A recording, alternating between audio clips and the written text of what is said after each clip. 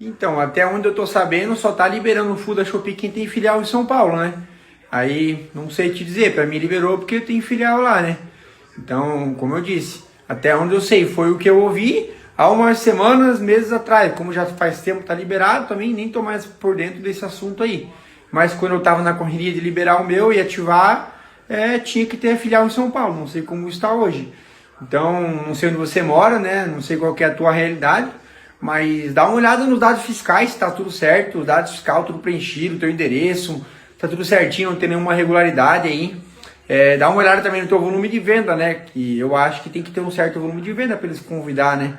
Mas fora isso, acho que você deveria chamar no chat aí, abrir um chat, né, um chamado e perguntar o que está acontecendo, que eles vão saber te informar melhor, né?